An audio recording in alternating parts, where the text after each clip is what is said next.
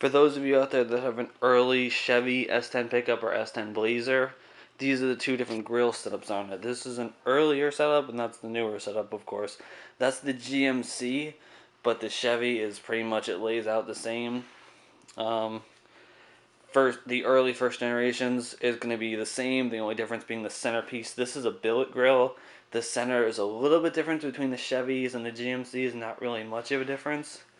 This is the setup that's on my truck now, or was, obviously. It's not on it now, but you can see it was.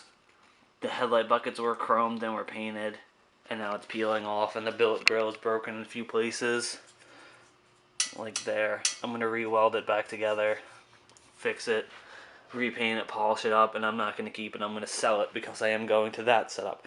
I could easily cut this grill down to fit inside there and recess it in, but I'm thinking I'm going with I'm probably going to go with a honeycomb, almost like people call it chicken wire. I'll go with that inside the grill. But if you're looking to do this swap to the newer model grills, you'll find that there's a few problems. One of which is that these mounting bolts on your old core support, see how they're offset? They won't line up with your newer ones. It's hard to see, it's kind of dark, but they're even, they're not offset like these are. So first off, those mounting bolts won't line up. Another thing to worry about is your headlights. The distance in between the top of the headlight bucket and the top of the bezel is pretty thin, and then when you come to newer ones, it's a bigger gap. And you'll find that when you have it all bolted up, when you put the newer model grill on your older core support, your headlights are an inch too high. That's if you get it bolted in, because like I said, none of the mounting bolts line up. So if you want to switch to this newer grill, you'll have to swap out your radiator core support, which in my case isn't really a big deal. The previous owner kind of hacked it up in order to push the radiator into it so he could fit a mechanical fan because it's got a V8 in it. But I'm planning on swapping to an electric fan and can push the radiator back into the stock location so I can get that weight a little bit farther back. It's not really that much of a difference, but I think it looks kind of stupid the way the radiator's mounted. So I'm going to get a reproduction core support for this newer model grill off eBay for $100. I think it's free shipping, I don't remember.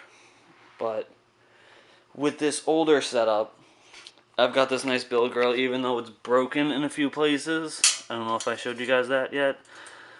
I do weld for a living. I'll weld that back together, polish the front of it. I'll probably order $50 for that.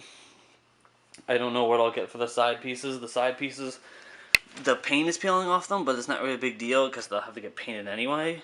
The side reflectors aren't cracked, or they're faded a little bit, not faded too bad. It just sort of happens.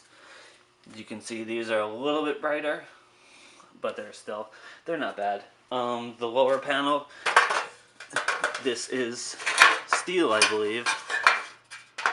I haven't actually checked it yet, but there's no cracks or dents or anything in there. If you're wondering what that is, that's just clearance for, I think, one of the bumper mounts. But everything is intact and in good shape. If anyone's interested in any of those parts, let me know. That, again, if you're looking to swap to the newer model grill, you'll have to get the core support to match it. I'm not sure what year core support, you'll have to check. If you go online to a company like LMC, they have pretty much all the stuff in their catalog. You can buy the grill brand new, reproduction, or you can buy it with a billet grill already installed in it, which is good. And you can also buy them in black too. So, just a little tip for you S10 guys.